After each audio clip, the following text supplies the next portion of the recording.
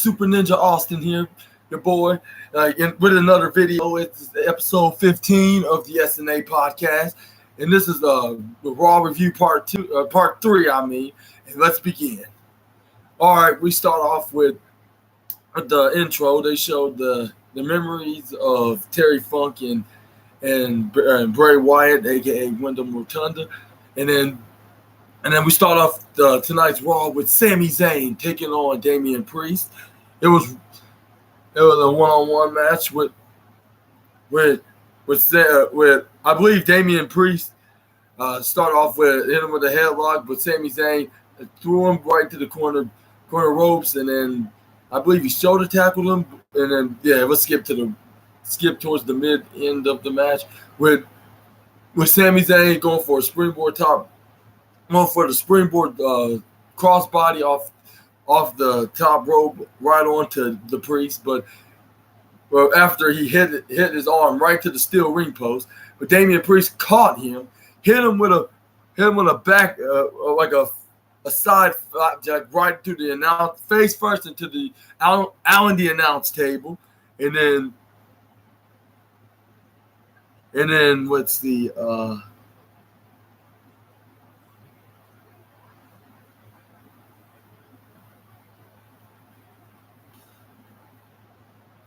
And then this is when they got back in the ring. Damian Priest tried to go for a suplex off the top rope, but Sami Zayn reversed it into a sunset flip powerbomb that nearly got him to 3, but only the 2.999 seconds. And then that's when Sami Zayn got back up and started hitting right hands right into Damian Priest. And then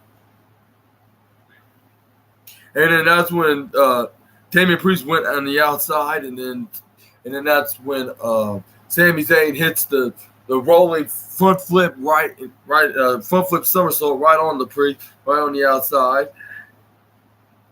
And then this is when Sami Zayn throws him back in the ring. Sami Zayn tried to go up to the top rope. Let's see.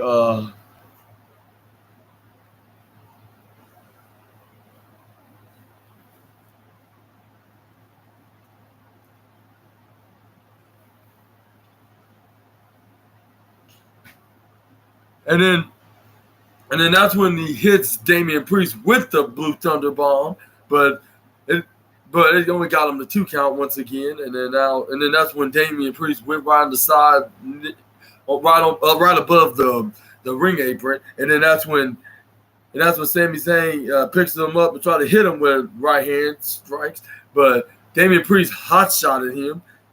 But Damian Priest hit him with a kick right to the face, and then that's when Damian Priest hits him with a super kick. And then that's when Damian Priest tried to go for the Razor's Edge Crucifix Bomb. But that's when Sami Zayn roll out of it. And then when Damian Priest got to go on the side, but Sami Zayn hits him with the Exploder Suplex right into the corner turnbuckle. Sami Zayn hits his finishing move, which is the Haluva kick.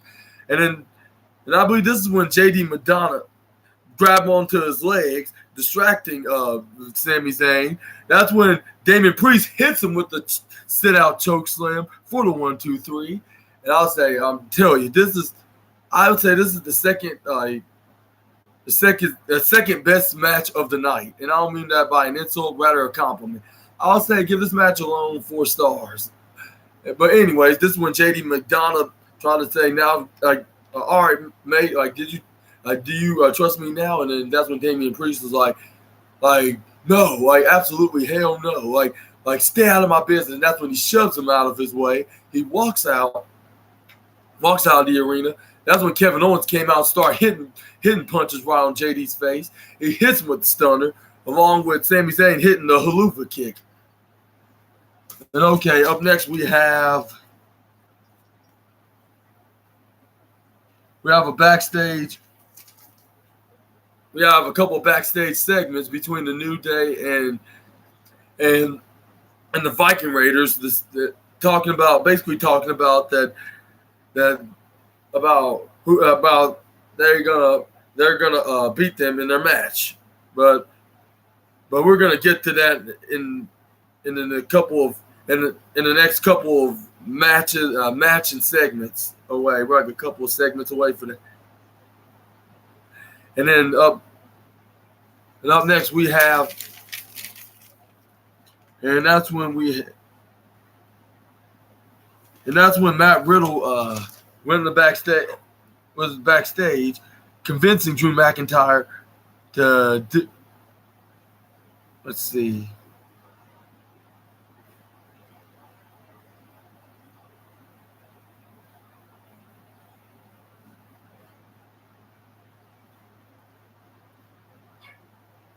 Let's see.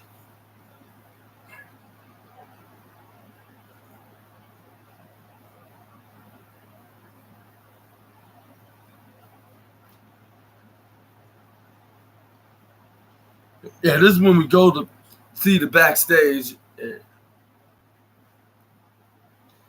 But with Matt Riddle saying we can wear matching swimming trunks.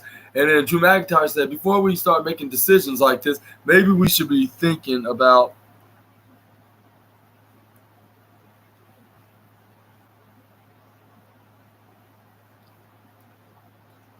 like before. And before we start making, we should be taking this duo seriously. And then that's when Matt Riddle's like, yeah, maybe you're right. Like we should have matching kilts first. And then that's when Drew McIntyre nearly walked out with laughter. Like he was like, what is this fool talking about? Which I would say this is the second is goofiest wrestling for life of the night. But anyways, we have Matt Riddle's like, I've been thinking, how about we get some ringside seat with the New Day versus the Viking Raiders, which they did, and then that's when Drew McIntyre's like, why would you do that? He's like, because we could keep a.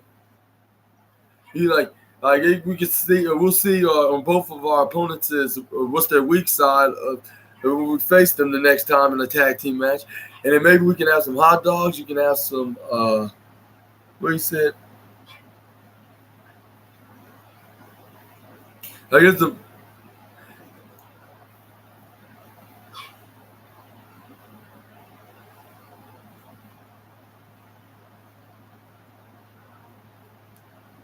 Haggis, that's what it's called.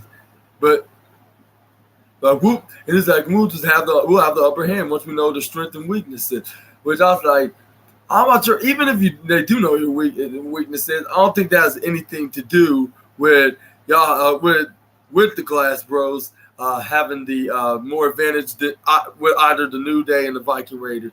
But I think they're gonna have a number one contenders opportunity, and this is when they lose the match. And I believe this is when Drew probably turned heel, and then there'll be a program between the Scottish Warrior and the original Bro. But y'all let me know down in the comments below.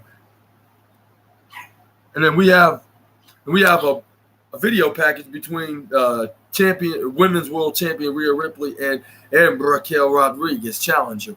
And this is when Raquel put her on notice that she's not nothing to mess with. Like she even let her know that she even beat her before, which was back when they were on their NXT days back 2 years ago or 2 years and a half ago, like in that last woman standing match. And I believe it was New Year's Evil, yeah. Which Raquel hit her with the Vahana bomb right into the stage, which collapsed and had a hole and she threw it right down with a lot of force to the point it dug a hole right into the stage, and then she got the 10 count. But yeah. But she saying that she's going to beat, and she basically said she's also going to beat her again at the Sunday's Payback pay-per-view or premium live event for the Women's World Championship, which I would say she does look legitimately. Look like the one that could beat the Women's World Champion.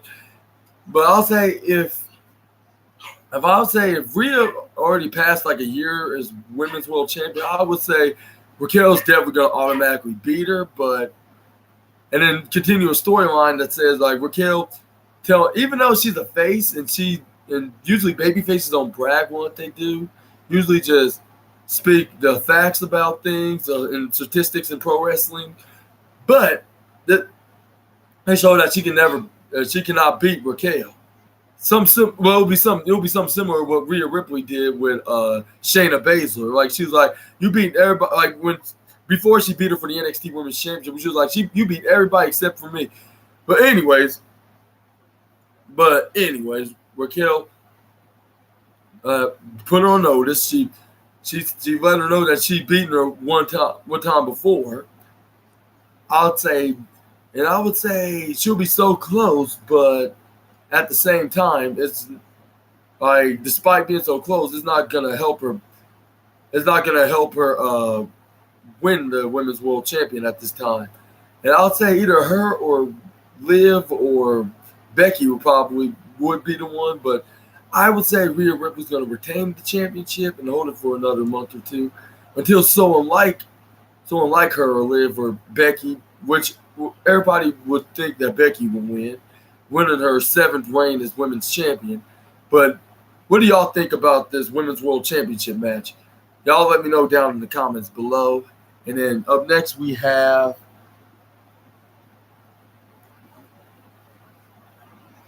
the hype. And then WWE was hyping up their false count and Becky Lynch's false count against Zoe Stark, which this Monday Night Raw is the go home show, the go home edition. My apologies for not mentioning that. It's the go home edition of Raw after or before Payback, and then this is when up next we have. This is when WWE started hyping up about John Cena making his big return at this Friday SmackDown. And who do you think that he could be possibly in the promo with? With Grayson Waller, Cody Rhodes, LA Knight? I think it's going to be Grayson Waller because they still have some history from back 2 months or a month and a half ago at July's Money in the Bank pay-per-view when John Cena made a very surprising return without being announced whatsoever from anybody, from like rumors, news, or whatever. But I think they're going to continue. This programming with the Aussie, with the arrogant Aussie and the face that runs the place, just to get Grayson over because he's starting to be. I don't say starting. I'll say he's being more of a legend, like a fan-hating legend killer heel gimmick. Like when first it all started with him. All started like facing the guys on NXT, the original black and gold guys, like the likes of Butch and Tommaso Ciampa, LA Knight, and even Johnny Gargano. And then when he got to the main roster, he started wrestling the likes of Rey Mysterio and Edge. And then rumor has it that he could be facing John Cena and The Rock and much more legends in the WWE. But back to the return of John Cena. What do you think about this return? And it's also been confirmed that he's going to be participating into the Superstar Spectacle event in India next month in September. Y'all let me know down below. But anyways, this is when The Miz came out, started, or LA Knight, I should say. They started playing LA Knight's music, and it was none other than The Miz. I was like, wait, like that's The Miz? Like, at first I thought like the fans thought like that was literally LA Knight, even though he's on SmackDown and he made a couple appearances on Raw recently, like to this feud against the Miz, and that's this Sunday, which we all will agree that that the future main eventer LA Knight's gonna win that match. And then, but anyway, this is when And then this is when the Miz started making fun of LA Knight saying his catchphrase. And I was like this ain't this the first time that I mean, this is not the first time that the Miz imitated a wrestler that has the similar gimmick. But yeah, he's like, let me talk here, and the fans are like, yeah. And then this is when he started talking about selling some LA Knight merchandise, and he's like, yeah, I mean what, yeah, what, yeah, what, and he started making fun. And then this is when he takes off his mask.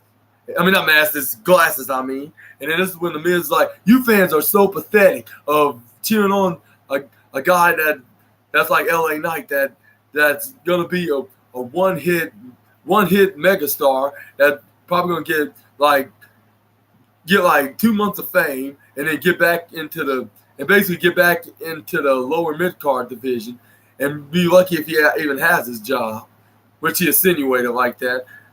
But anyway, he's like, and then he basically said like at this Saturday, like they won't be saying LA Knight, yeah, they'll be saying MIZ, yeah. I'm like, okay, whatever that means. Like, but whatever. Like, we all know who's gonna be the winner, and it's sure as hell not gonna be the self-proclaimed A-lister. Even though this the Miz has talent into the ring, and he's a two-time Grand Slam champion, but he's doing a really good job playing the obnoxious heel to get LA Knight over, like he did with plenty of other baby faces in the past. But yeah, y'all let me know about this, how you're enjoying this feud between Knight and Miz down in the comments below as well. But next we have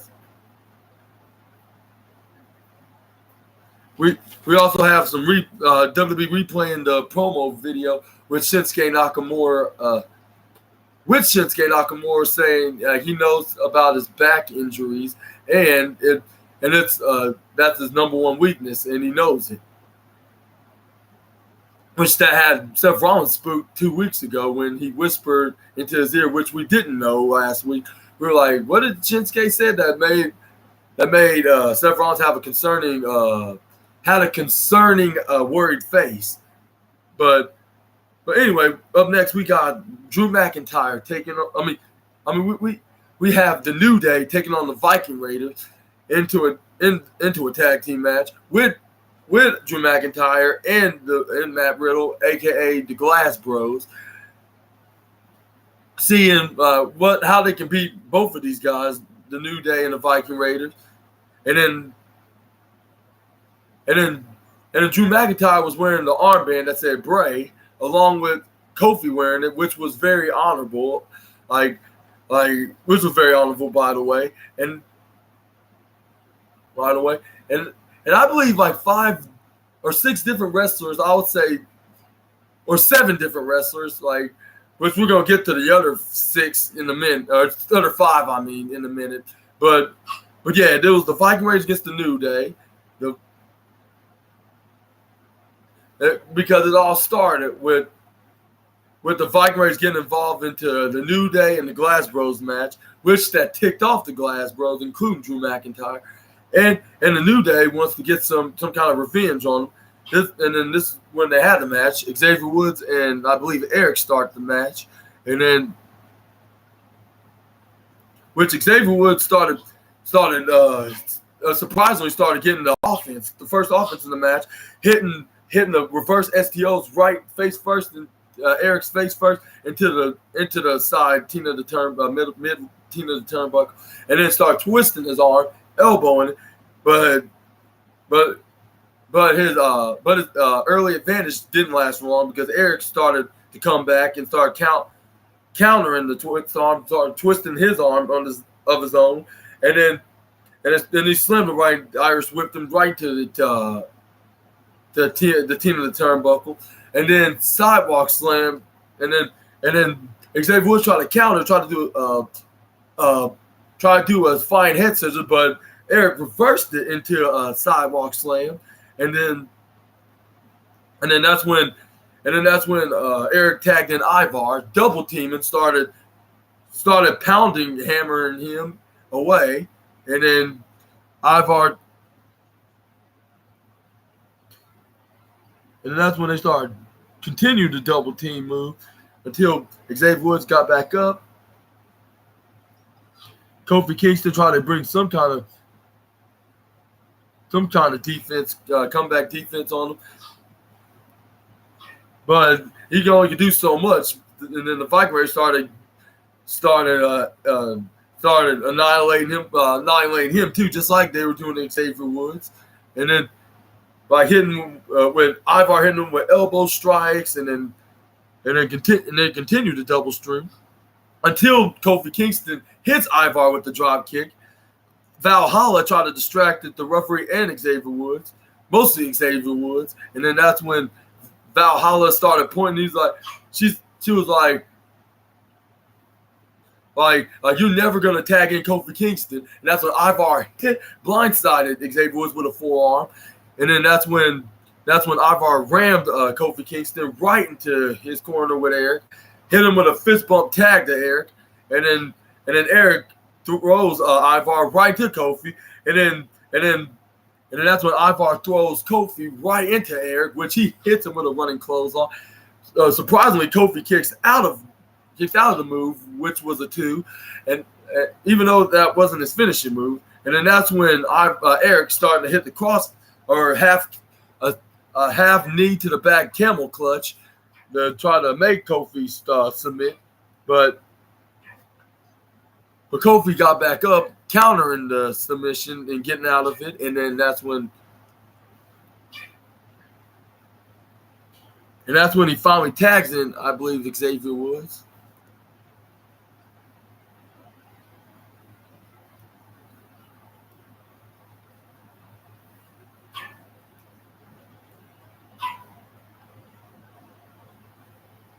Let's see.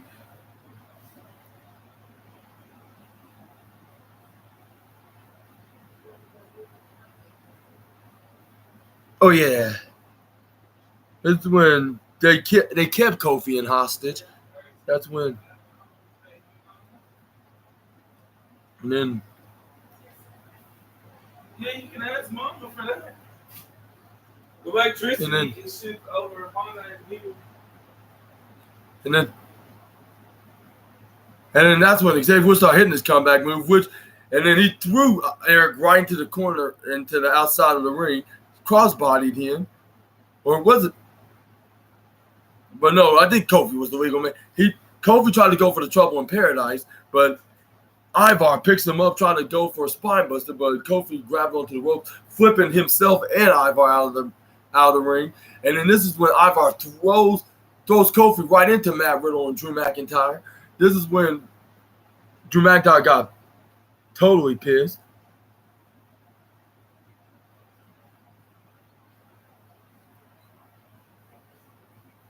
He drove Drew McIntyre and Matt Riddle right to Drew McIntyre. Got very pissed off.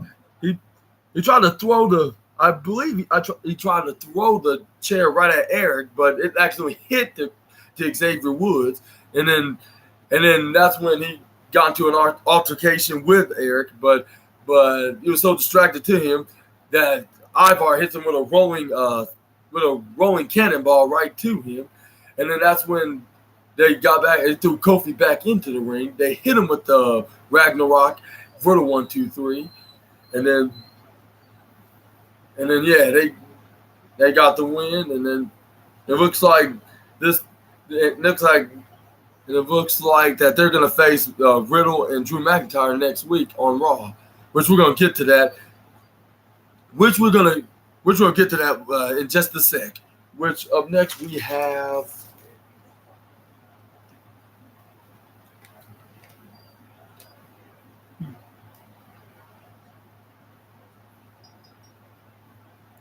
Which we have a backstage segment. That's right. There was a backstage segment with Finn Balor and Damian Priest. They were talking about their future tag team championship match against the Canadian Bros, Kevin Owens and Sami Zayn, saying like and Finn Balor was telling Damian Priest we gotta stay in the same page, and then that's how they're gonna beat Zayn and Owens for their tag titles, and then that's when Damian Priest like, oh yeah, we need to do that instead of getting some old friends getting involved into my business, like which is your friend JD Madonna. And then that's when they started arguing about that. And then that's when Rhea Ripley broke it up saying, okay, that's enough. Like once again for like the 5,000th time. And then he's like y'all need to work together and need to be on the same page. And then like the only members that are like the only members of this faction of the Judgment Day that's taking care of business is me and Dirty Doms. And then she also said like if y'all don't win those tag team titles, like there's gonna be some changes with this group. And then she walked out of there. She told Dom to come on and get ready for their promo segment, which is gonna be later on. And she also told them to get the tag, both of their titles, the Women's World Champion and the NXT North American Champion.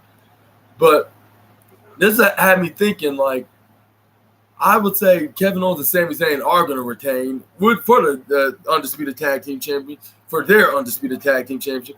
And this is when one of them going to be, one of them is going to be kicked out of the group, which could be either Finn Balor, he could be teaming with JD Madonna, and it can only be Damian Priest and Dirty Doms and Mommy Rhea, or it could be Damian Priest get kicked out and then they add JD Madonna into the group.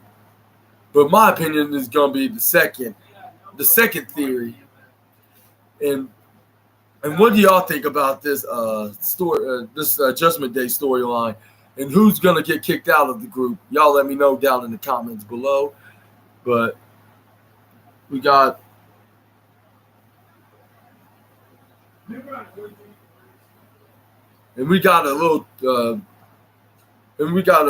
tribute video with Bray Wyatt of the memories of Bray Wyatt from the past decade of being in the business, and then they were showing that he was good.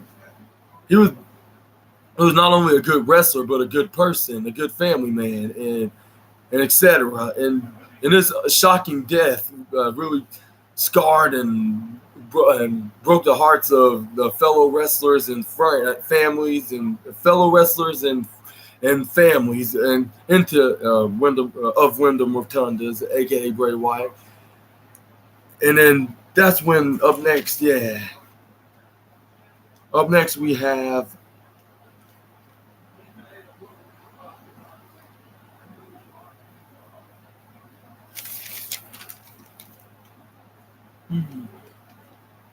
this is when Imperium came out for Chad Gable versus Ludwig Kaiser's match, which was up next. Like, and before the match started, this is when Gunther cut a quick promo saying like, I'm impressed with Chad Gable. Like, he's the number one guy who beat me in a match very first beat me in the match in the main roster in over 500 days of making my main roster debut. And then but there's bad news for Mr. Gable. Like he may have beaten me, but for what? For what cost? Like he won, but he didn't achieve nothing. Which he wrestled him for the Intercontinental Championship last Monday. And then Chad Gable did win, but by a count out. But it was championship advantage for Gunther, which he's still the champion, but he's still champion. And then he's like, like Michael Cole mentioned that he's 11 days away from being the longest reigning Intercontinental Champion. Even over the Honky Tonk Man, which he got the longest reign in the championship lineage in WWE. But this is when Chad Gable interrupts Gunther into his promo. He's like usually I would, and then this is when Chad Gable's like, usually this when I shoot you, but why I need to do that if I can. Let's see what. Oh my God.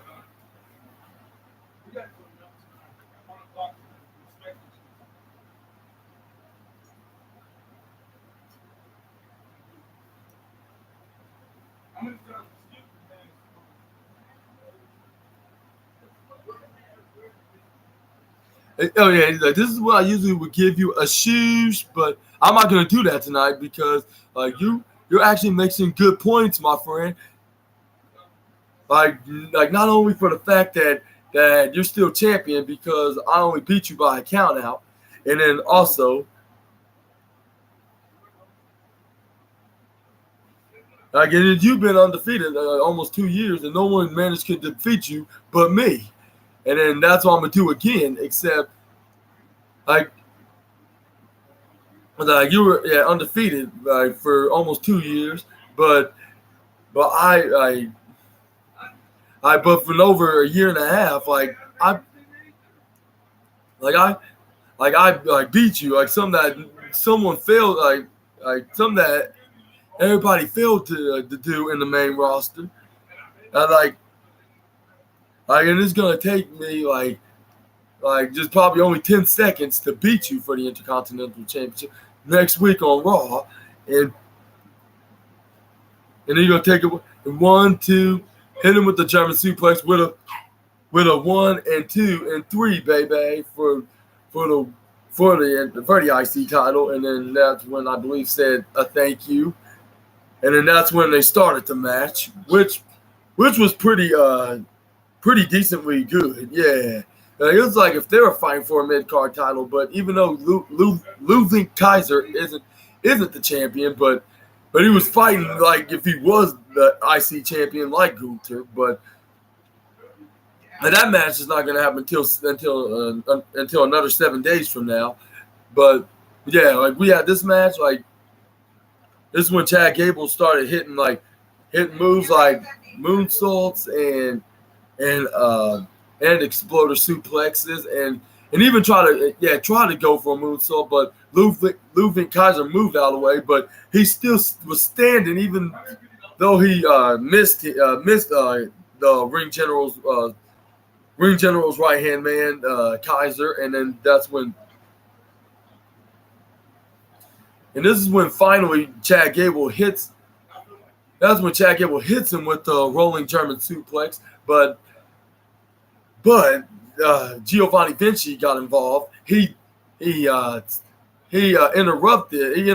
and interrupted him from of Chad Gable winning by a pinfall, and then he gave him a DQ win, which I'm not sure if it did any party's favor, but after the match, there was a post match beatdown with them trying to attack Chad Gable. Otis tried to do his best, like hitting moves like the exploder suplex, the splash, but he only did so much. But he only can do so much until they got back up and they outnumbered him and started beating him down until Gunther came in the ring. He tried to hit the Gunther bomb, but that's when Chad Gable tripped him over, hit him with the ankle lock until Giovanni Vinci and Ludwig Kaiser came for the aid of Gunther, like with him attacking him from behind after he successfully connected and locked in the ankle lock, and then that's when they started attacking him, and then that's when Gunther finally came back, and then he shoved them both Imperium members out of the way. He finally hits the Gunther bomb, and then he stand out tall.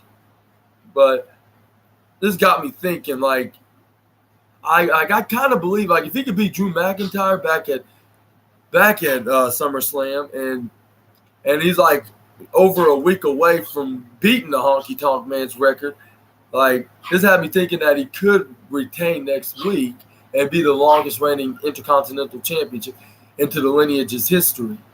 But Chad Gable looked like a guy, he beat him twice, and the first time it was no rematch. It was he beat him by a countout, which nobody couldn't even do. Ever since Gunther got caught up to the main roster, he's been beating every single guy, whether if it's Shinsuke Nakamura, Ricochet, Braun Strowman, Sheamus, Drew McIntyre. Let's see. and Matt Riddle too. Yeah, and so much more.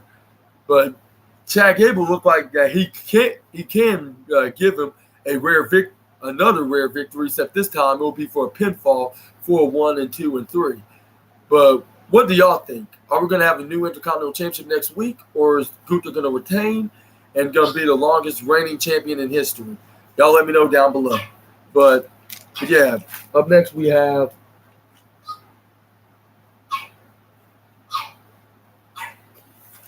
WWE paying tributes to the former Raw host and the former host of Price is Right, Bob Barker, which he recently sadly passed away at the age of 99.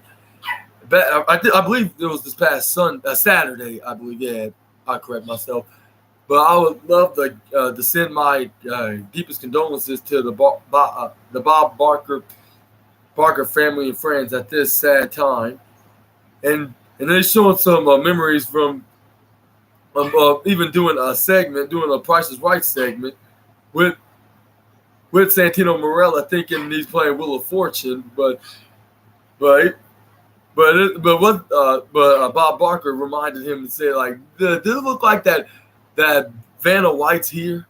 Which that was a complete, the most hilarious, hilarious roast that I ever heard in the world of professional wrestling, and this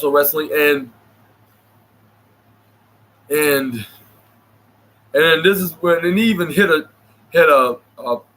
punching strike into Chavo Guerrero. They're showing plenty of great moments when he was a guest host, when they were doing guest hosts back in the 2010 era. But yeah, I want to send my thoughts and prayers to his family and friends, and my deepest condolences. And then up next we have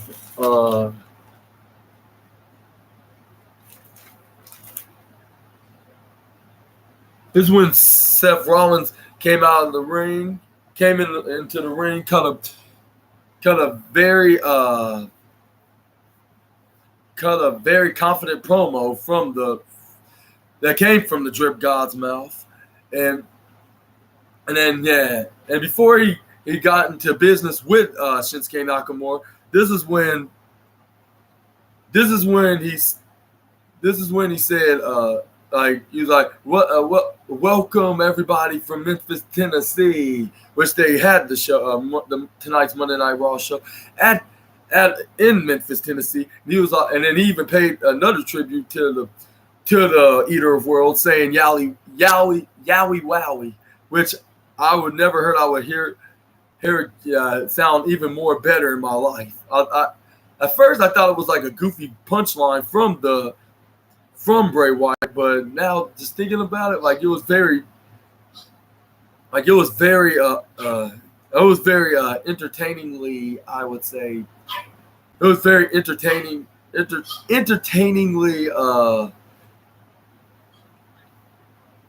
I would say, I'll say very entertainingly magnificent, even for him, like, for being such a creative, hardworking, non-controversial guy that he is. But this is when Seth Rollins finally got into business with Shinsuke Nakamura, saying, like, he keeps talking about, he knows about my back issues, and he's going to use that as his disadvantage, which is going to be Seth Rollins' disadvantage. Seth Rollins' disadvantage, and use it for Nakamura's advantage to win the World Heavyweight Championship. But this is when Seth Rollins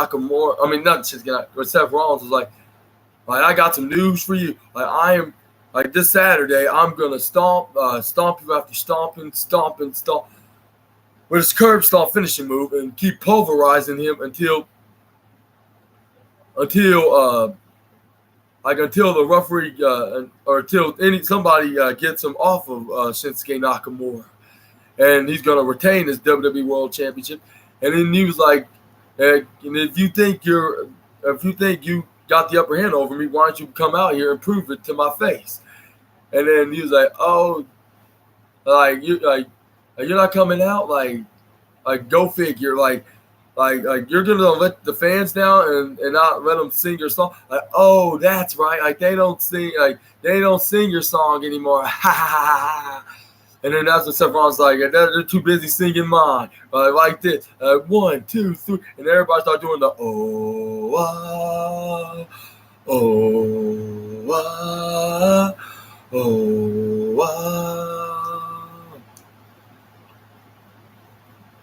which is very uniquely catchy, of course. But anyways, that's when Seth Rollins was like he's like, you're not gonna take the 3 things that most important about me, like my family, my future, and this championship as well. And then that's when Shinsuke Nakamura showed a video of him training with a couple of trainers into the gym, started doing some combat kind of training and some punching in the punching bags and etc. and saying, yeah, he's gonna basically what's that, paralyze his back to the point he's gonna have his wife Becky Lynch. Which have his wife Becky Lynch going to have to carry him every single morning when he wakes up, and he won't be able to carry his daughter ever again, which was very brutally personal, and I believe that's a crime in reality. Which I don't know where the crime encounter is. I think it's near its 30s, but into the encounter of woke culture, assignment from woke culture. But I'll say, dang, Shinsuke, like even if you do that, like. That's the most harshest thing I ever heard you ever done into your wrestling career combined. Even when he had that low blow with the likes of AJ Styles and Jeff Hardy. But that's when he came from behind, hit him with a reverse Kinshasa, and then that's when he lifted his head up and he said, "I'm going to end your reign," and become the new World Heavyweight Championship, basically. And this is a hard prediction right here. Like, one part of me saying like Seth Rollins could retain because he's gonna have like the most memorable, biggest title reign into the new Big Gold World Heavyweight Championship lineage's history. But the other side of me saying like he's gonna finally use Seth Rollins' back injury issues from what he was suffering from the past decade. He's gonna use that as an advantage to beat him and finally becomes the World Heavyweight Championship on the main roster. But that's only if he can get the job done. That's the way I would see it. But if Seth Rollins retains, I would say it'll be when Shinsuke Nakamura will be way too distracted of trying to harm his back, and then Seth Rollins will finally get some revenge. He will hit him with the curb stomp for a 1, 2, 3. But I'll say Seth Rollins is probably going to retain this championship at this point because I just cannot see Seth Rollins losing a championship, though. Even though Shinsuke Nakamura does look legitimately threatening, I should say. Yeah. Looks legit and threatening for Seth Rollins. And looks like a kind of guy that would dethrone him by beating him with his weakness. But yeah, I'm going to let y'all decide who's going to win down in the comments below. And then we're going to move on to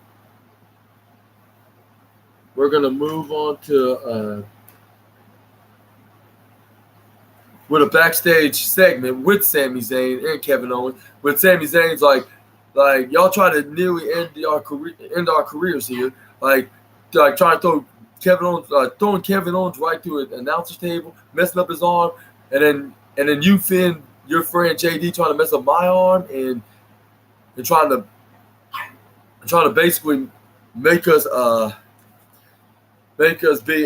retire earlier than we planned to, and at this Sunday we're gonna show you the error of your ways of beating you with a taste of your own medicine. And then that's when Kevin Owens is like, we spoke to Adam Pearce. And then not only will be a tag team match, since we're going to be into the Steel City. That's what it's called, the Steel City, which they call Pittsburgh. Like, it's like, and he even asked Sami Zayn that question. He was like, "Is it?" And he's like, "Yeah." We talked to Adam Pearce, and it's not only going to be a tag team match, it's going to be a steel street fight match, tag team match for our undisputed tag team championship, and we're going to end this once and for all. Which I believe that's going to happen. They're going to end this. It's going to end this horror with the Judgment Day terrorizing and antagonizing everybody on the Raw brand, and then they're going to do that by beating them with the Judgment Day having a disadvantage, being just way too distracted, and with Priest and Balor arguing with one another, and then probably JD McDonough is going to get involved again, and then this is when one of the guys get kicked off, which I would say Damian Priest, but we're gonna figure out this Saturday, which I'm probably gonna do an episode.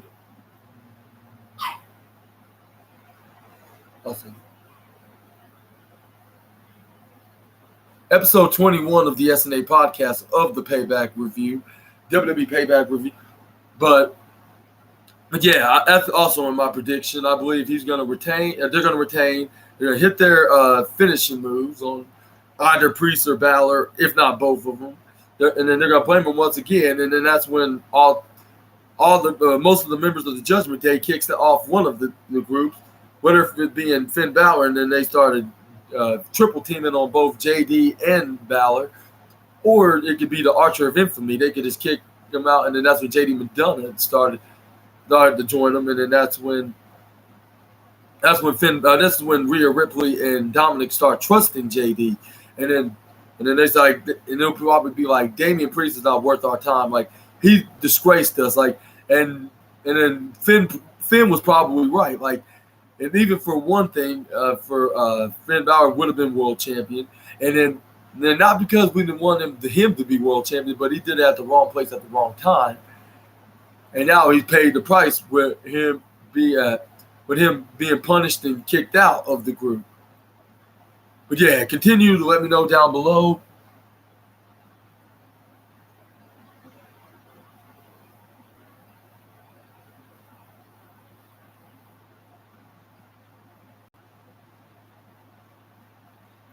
And then that's when we got the Tommaso Ciampa against Bronson Reed, big Bronson Reed, like everybody said. And then that's when he attacks him from behind. He started hitting him right through some of the steel steps, brought him back in the ring. This is when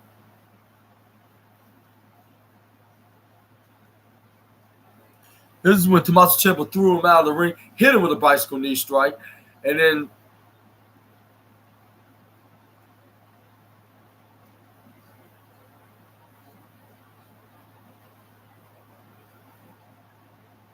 let's see.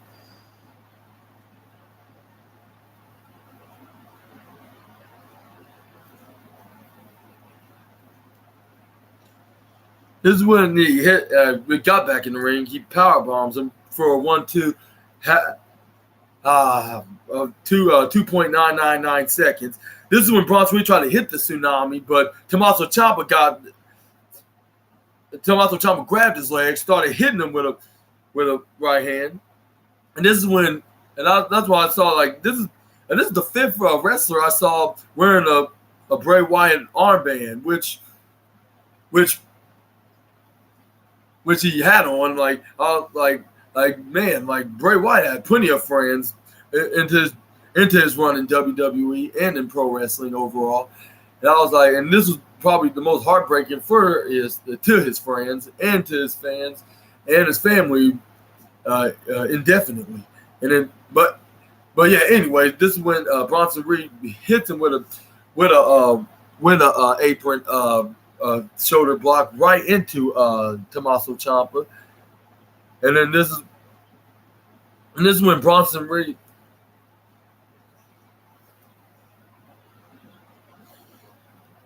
This is when he brought him back in the ring. This is when And then this is when Tommaso Ciampa hits him with the. This is when he hits him with the Willow's Bale draping DDT, and then he hits him with a bicycle knee strike, which only got him 2.99999.8 seconds, and then he tried to go for another one, but Bronson Reed caught him and tried to hit him with a Samoan drop. Tommaso Ciampa out of it, hitting him with the punches and chops, and then Bronson Reed started chopping him back, and then hitting him with this left elbow. Tried to go for a discus elbow, but Tommaso Ciampa booted him and hit him with a discus elbow, and then Tommaso Ciampa tried to go for a clothesline, but he couldn't manage to get him off. So Tommaso Ciampa tried to go for it again, but Bronson Reed tried to counter it and try to close on him, but he expected that. He grabbed him by both of his arms and then slammed him into a crucifix slam for the 1, 2, 3.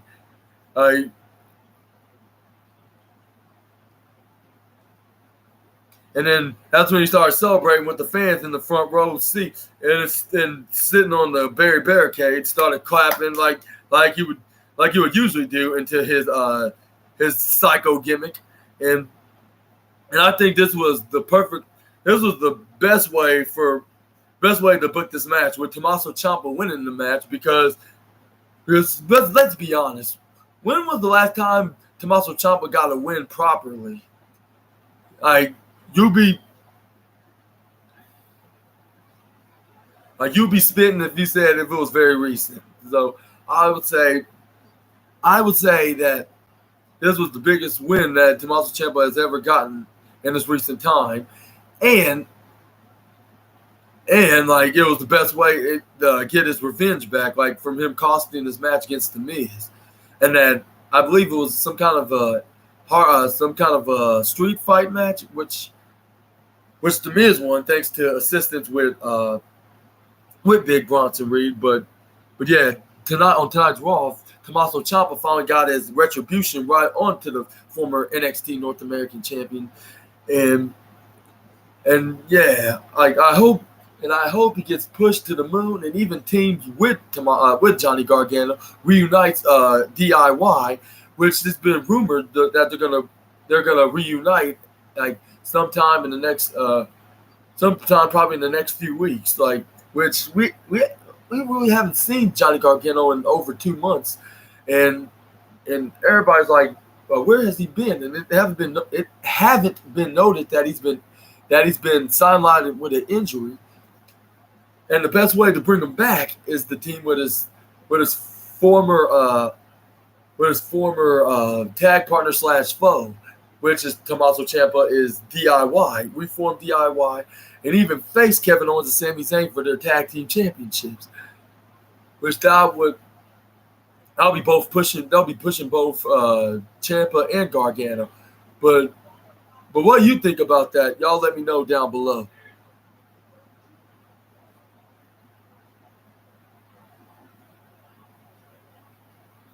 This is when we had a backstage interview with Jackie Redmond, asking her a couple of questions to her guest at that time, Becky Lynch, about her match in the main event in a Falls Count Anywhere match. And that's when Becky was like this Saturday I'm gonna finally get my vengeance with Trish Stratus inside a steel cage match. But before I get to that, I'm gonna have to face Zoe Stark, her little henchman Zoe Stark, and I can fight her anywhere in the building, and not get penalized or disqualified. I can even take her down the street and then start beating the living sense into her, and then the match will still keep going on, which that would be believable if they didn't want to keep the match it's still in the arena. But we're gonna get to the rest of that, which was a good match, by the way. I'll say the number one match of the night.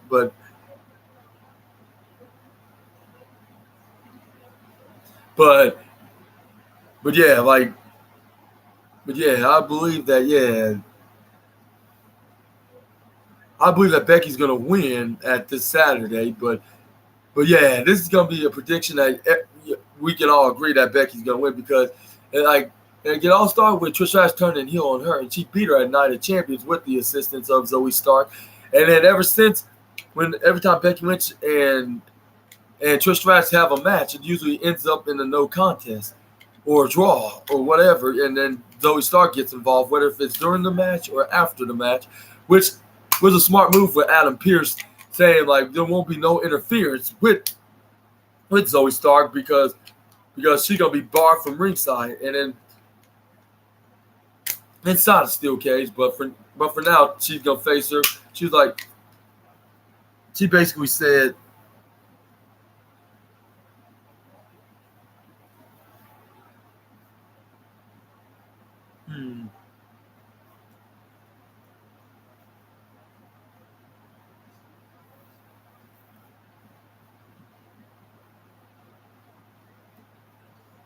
He's yeah, do I think this is the easy way out? No. But what I want is, no.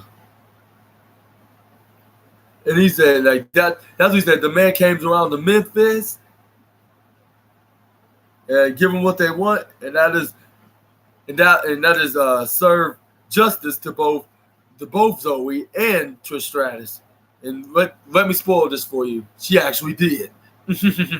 But this is when we cut off into the ring with Rhea Ripley and Dirty Dom entering the ring, and this is when Rhea Ripley started poking fun at Raquel, saying you really impressed me. Yeah, that was very amazing what you did last week. And it was very amazing that you had the fake that you still had your leg injury just to earn yourself an opportunity for my Women's World Championship. And that stunt you pulled, well, I really wouldn't blame you. I'll be trying to do that to myself too if I was against myself and trying to get an opportunity for that title. But then she was and the number one person that you never will be, and that is Rhea Bloody Ripley. And then after that, that's when Raquel came out, entered the ring, and then started brawling with Rhea Ripley, and then started beating the living daylights incense out of her. And then that's when she tried to hit the Vagina Bomb. Dominic got in the way and interfered and distracted Raquel. That's when Rhea Ripley attacked her from behind, hit her from behind, and then she tried to go for the riptide, but Raquel somehow countered it, and she tossed her right off, had her packing, and then her and Dom ran right up to the stage, and she was and then this is when Rhea was "You'll never beat me this Saturday for my women's title," and then that's when Raquel's yeah, that's what you think. That's what you think. That's what you think, mommy. You think that you're gonna stay as champion forever, but you're gonna eventually lose that title, and that's 5 days from now. Which I'm not sure if it'll be exactly 5 days from now. I would say maybe in the next month or two,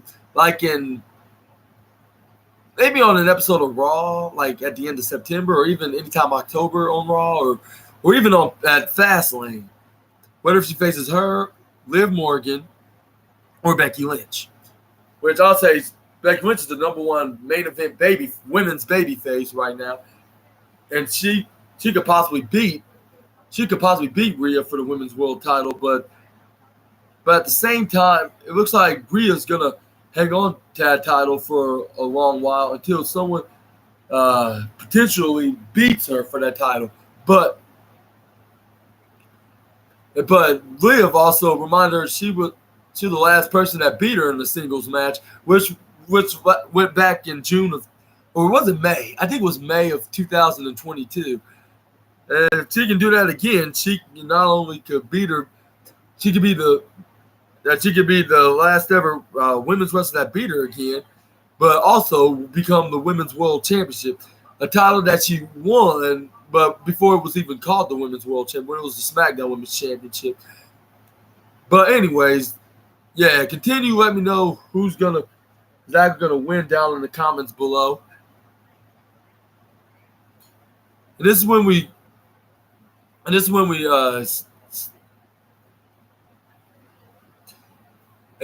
we snapped into another tribute video with Terry Funk when he was telling him, and then even showed him by being in the interview saying like he really when he grew up he's like even though he wasn't even though he don't want to grow up to be he don't want to grow up as a president, like he wants to.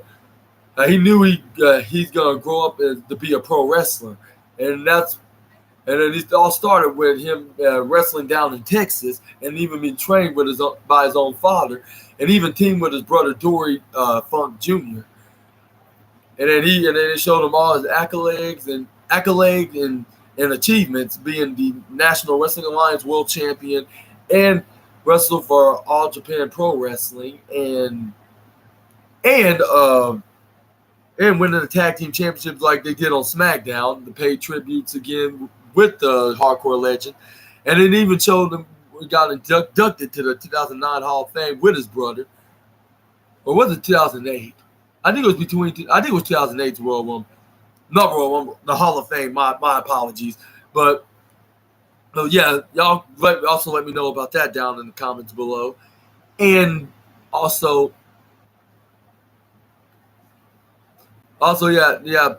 plenty of wrestlers that could vouch for him, that how great of a wrestler he was, like with the likes of Mick Foley and Stone Cold being the two,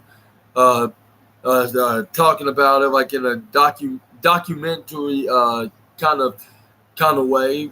And then Mick Foley's like he's the reason why I kind of got the reason why I'm here today and being known as a legend myself. And then I would like to send more of my condolences and thoughts and prayers to the Terry Funk friends and family and fans. And and this is when they finally got to the main event with Becky Lynch against Zoe Stark, which I guess dedicates to Terry Funk, because it was kind of like a hardcore match, but it was a false count anywhere match specifically. And then Michael Cole said jokes that she can even take Zoe Stark and beat the absolute shit out of her right in the city of Memphis, which was very goofy as hell. Like, which was I'll probably say the third goofiest Wrestling for Life skit of tonight's episode of Raw. And then this is when Zoe Stark came in. We got a kendo stick, and then that's when Becky Lynch got prepared. She went outside, went under the ring, grabs the kendo stick, and then she got that first shot right into Zoe Stark, and that's when the referee said, "Okay, let's start the match." And then she started completely dismantling Zoe Stark with the kendo stick.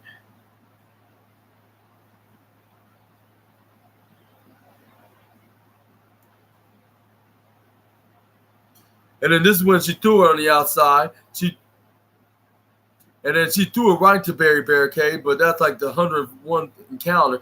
This is when Becky Lynch tried to go under the ring.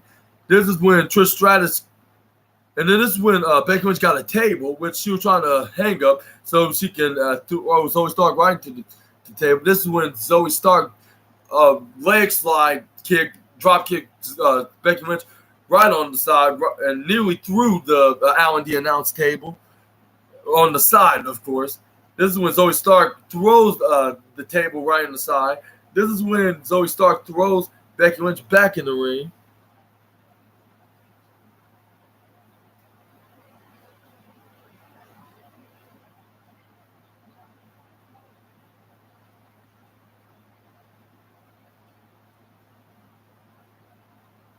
And this is when.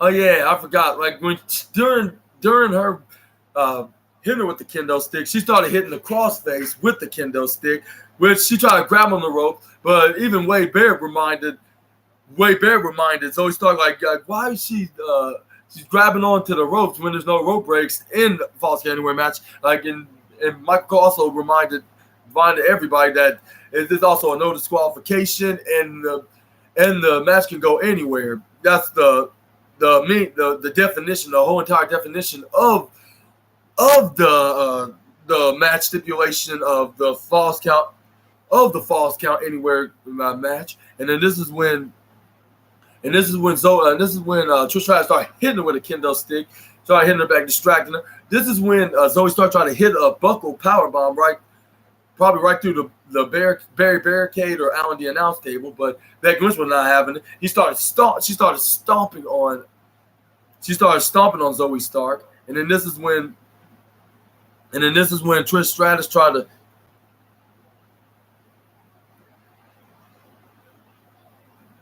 distract Becky Lynch. She knocks her right off the top rope. She hits the crossbody on both Zoe Stark and Trish Stratus, which she successfully did. She tried to go for a pin, but she only got a 2 count. She hit her face first right into barricade. And then this is when she tried to go back under the ring, get another weapon, Becky. But this is when Zoe Stark hitting her, swinging her with the kendo stick right in the back, and hit her right in the symbol of the steel steps. And then this is when she tried to pin Becky, but she only can get 2.1 second out from the encounter. But this is when Zoe Stark tried to go back in, but Becky Lynch kicked her right into the middle rope. And then this is when Becky Lynch started forearming and European uppercutting the former NXT Women's Tag Team. But she tried to go for a dropkick, but she dropped onto her legs and trips her over. And then this is when Zoe Stark hits a springboard missile dropkick right onto the former women's champion. And then she only got a 2 count.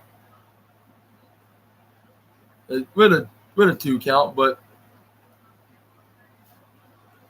And then this is when Trish Stratus started wildly throwing chairs and other weapons out there, especially chairs. And then she accidentally hits it in Zoe Stark's face. And this is when Trish Stratus realized her mistake. She was like, "Oh my God, I'm so sorry." And then this is when Zoe Stark, you know what? Like, don't worry about it. Just calm down.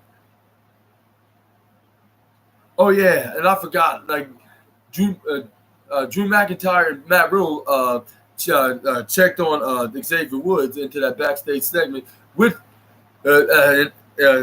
checking on, and then Kofi's like, yeah, he's getting checked in with the doctors right now and see what the results are. Let's hope it's nothing legitimately bad.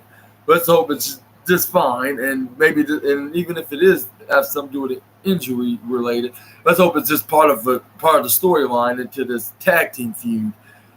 But this is when Drew McIntyre and Matt Riddle apologized to Kofi Kingston. And he was like, "No, don't worry about it. Like, I know this is not in y'all's category. Like, you would never go this far and selfishly try to brutally injure someone like Xavier Woods." And then he was like, "Yeah." Like, and this is when Drew McIntyre is yeah, exactly. Like, and this is why I'm gonna take all my anger out onto those big, ugly, hairy beasts, which known as the Viking Raiders, into a tornado tag match with him and Matt Riddle, into a tornado tag match against the Viking Raiders not only in just any tag team match, just a tornado tag team match, which is very rare.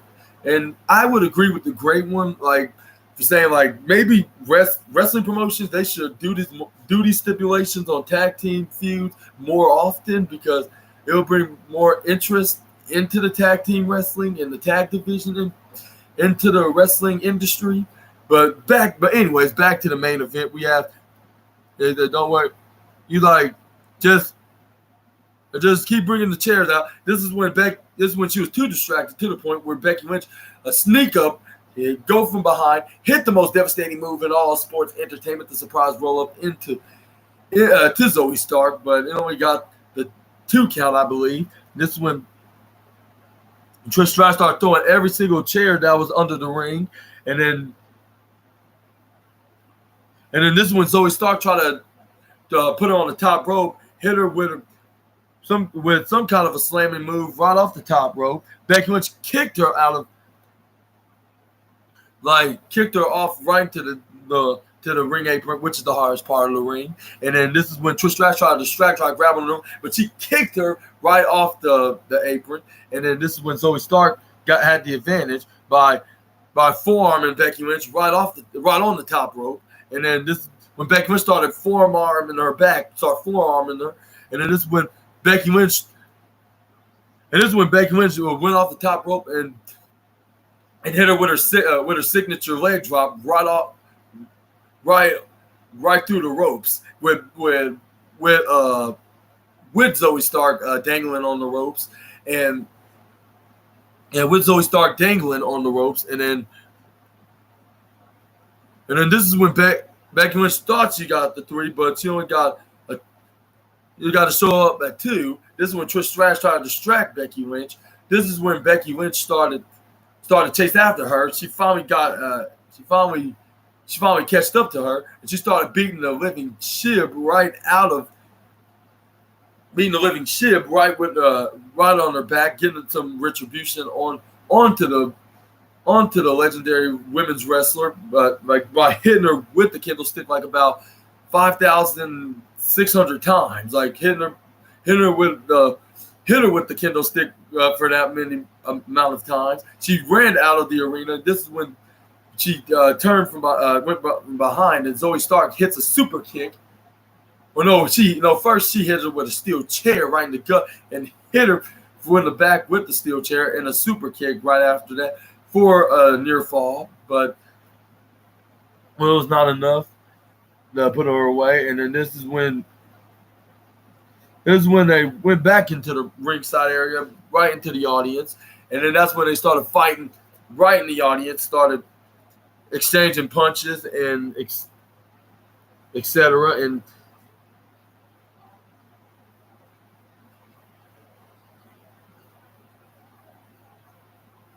And then this is when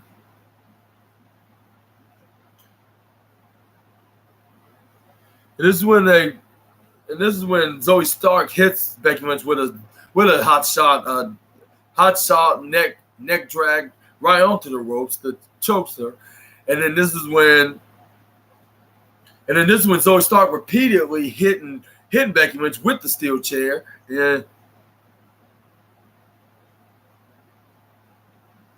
And then this is when Zoe Stark dragged her right into the corner. And then this is when she put chairs right on.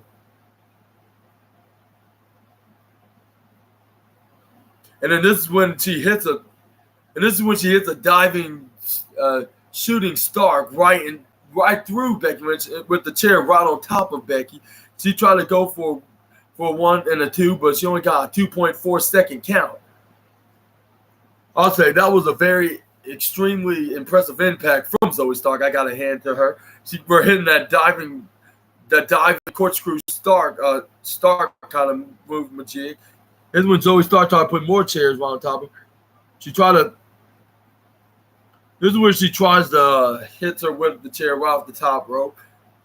And then, but Becky Lynch countered, and Becky Lynch hits a superplex right onto the chairs, trying to go for a 3, but only got 2.9 seconds. Only got a 2.9 second count. This is when Becky Lynch started clearing the table out, trying to go for a manhandling slam, but Trish Stratus came back into the ringside area, and then trips her over, and then this is when Trish Stratus hits her with a running bulldog right onto the other side of the arena, into the other side of the audience, into this table, right into this table in the back of the barricade, which would look very dangerously painful, which Becky Lynch probably gonna feel it into her midsection in the morning when she wakes up beside Seth Rollins. But anyways, this is when Trish Stratus started feeling it already into her lower back. She started screaming in agony and started holding on to her lower back. This is when she started dragging Zoe Stark and put her right on top of Zoe Stark. Oh yeah, I forget. Trish Stratus tripped over Becky Lynch, and this is when Zoe Stark hits a running side knee strike, and pinned her right on the announce table, which only got a 2 count. And then this is when Zoe Stark started throwing fists right into Becky Lynch. This is when Becky Lynch hit her face first into the cinder block cover where they put the ring bell right on top. She hit her face first on that thing. She tried to go for a manhandling slam right through that table, but Trish Stratus attacked her from behind, and then that's when she hits the running bulldog, which was dangerously painful because they were like 10 feet in the air. And it looks like half of their bodies landed into the concrete floor. And and this is why, and kids, this is why they say don't try this at home, because you could risk a legitimate injury. This is when they put Zoe Stark on top. This is when Becky Lynch kicks out at 2. This is when they start pulling Becky, right? This is when Becky Lynch started. This is when Becky Lynch got put right on top of this little equipment box right on top. And then this is when Zoe Stark and Trish Stratus tried to do a double running bulldog, which is Trish Stratus' finishing move. Becky Lynch started hitting punches on both women's midsections, started punching them, and then this is when they tried to double team her again. When Becky Lynch tried to hit the manhandling slam on Trish Stratus, this is when Zoe Stark attacks her from behind. She tried to punch Becky Lynch. She ducked, and then she accidentally knocks out Trish Stratus, and she landed right through the table that they were trying to do the running bulldog off of. And this is when even Becky Lynch was shocked what Zoe Stark did. Like, they were both standing in shock. And then this is when Becky Lynch took advantage of that moment of hitting Zoe Stark with the manhandling slam right into the table on the other side for the 1-2-3 victory. And Becky Lynch definitely gained some momentum into this match.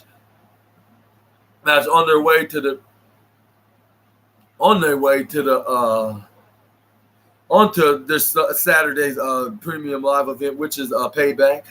And I would say I would give this match alone 5 stars, because it was the perfect way to close out the show into the go home show episode of Monday Night Raw for Payback. And then this is going to show that Becky Lynch is going to win against Trish Stratus. But y'all let me know down below if you think Trish Stratus will win. But I think Becky, I believe us wrestling fans would think most wrestling fans and wrestling YouTube guys would agree on being on the same page on who's definitely going to win, which is Becky. But I want to point out that Becky had an armband which it says Bray on it, which I believe she was the seventh wrestler on this episode of Monday Night Raw was wearing that, and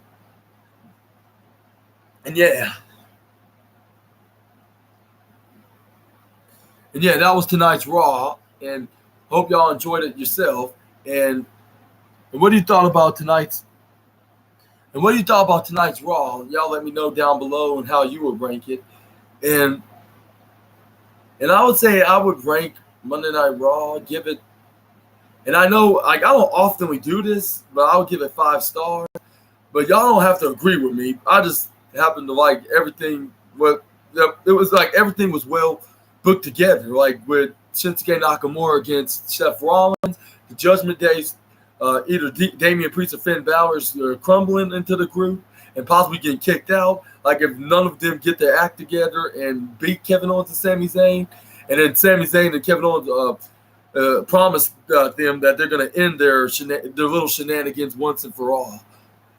And this Seth Rollins and Shinsuke Nakamura feud with Seth Rollins and Shinsuke Nakamura saying that he knows his weakness. He'll use that as for his own advantage to dethrone Rollins. While Rollins is like, you're going to have to do more than just that just to bring me down, because I'm going to make sure that you be completely down. And they look very motivatingly promising, like on their words. Like, and I believe it's going to steal the show, the World Heavyweight Championship. That's going to be like the underdog, underrated matches. Yeah. underrated match of that night. And yeah, I would give Raw tonight a 5-star out of 5. But yeah, let me know what y'all would give your rankings of Raw down below. And I'm gonna talk a little bit about AEW All In, but I'm gonna talk about the rest of it on my episode 17 video, my 17th episode of the SNA podcast, which we're gonna talk about the full recap when we talk about Dynamite's review, the Dynamite Part 3 video. But I could say that it's been pointed out that Simon Miller, which is my wrestling dude, the master of the ups and downs, finally makes his AEW debut as the security guard for Powerhouse Hobbs and Miro's contract signing segment, along with Mercedes Moné was at the event. She was in the audience watching the show. It's been pointed out that she was still wearing that little boot cap for her leg, which she's still suffering that injury, which I would say Booker T might be right on one thing about that. Her injury, it could be 4 to 6 months, which is probably her 4th month in September. So she could make her New Japan return probably in September to November, anytime in the fall time. But anyways, she was there. She was even wearing a Wyndham Rotunda armband to pay tribute to the late great Wyndham Rotunda, and then also we have Adam Cole and MJF finally doing the double close on to Aussie Open, and MJF hitting the kangaroo kick and finally dethroning the Aussie Open for the Ring of Honor Tag Team Championship, which totally amazed me. I was like, I wish I had this. I wish I ordered the pay-per-view, but I just couldn't afford it at the moment because I didn't have no money on me at that time. But yeah, we're going to talk more about that this Wednesday on episode 17 of the SNA podcast of the AEW Dynamite review. And also, MJF amazingly won, honestly. Even though it was with the most devastating move in all of sports entertainment, the surprise roll-up.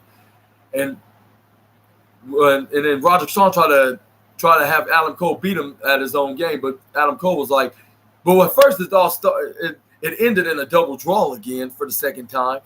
But Adam Cole's like, no, we're not gonna let this end in another draw, especially with these people attending in this biggest event of the year in professional wrestling in Wembley Stadium. And then that's when they restarted the match. This is when I believe MJF started trying to do the Eddie Guerrero move, making it look like that Adam Cole was trying to hit him with the steel chair, but Adam Cole fell down. And then when the referee was down, I believe again, this is when Roderick Strong tried to give him the AEW and hit him with it, but he's not going to do that. He was too distracted arguing with Roddy. This is when MJF hits the most devastating move in all sports entertainment, the surprise roll. And then he got the win, and then he embraced with MJF and congratulated with him. And then that's when Roderick Strong was like, are you serious? Like this guy, you're not sure if you can trust him, and you still hanging around and trusting this guy? And then he's like, look, maybe he's more of a friend that you ever been, more of a friend you ever been. You've just been the jealous friend here, not doing nothing but hanging out with my former allies, which is the Kingdom's Matt Taven and Mike Bennett. And then and it looks like their friendship is over for now. And then his friendship with MJF continues because they just won the Ring of Honor Tag Team Championship, and it looks like they're going to stay as tag team champion until one of them snaps and turn on one another. But we're going to get to the rest of the stories about that as soon as this Wednesday's Dynamite. But I hope y'all like the video. And if you do, give me a huge thumbs up and comment down below what you think about anything of the video of the sort, and like and subscribe and click the bell notification on the side. And I've been your host, Super Ninja Austin, and this was my episode 15 of the SNA podcast, and this was the Monday Night Raw review part 3, and I'll see you all tomorrow night on NXT's review part 3. Like, and I hope you guys will have a great night, and I'll see you then. Sass out.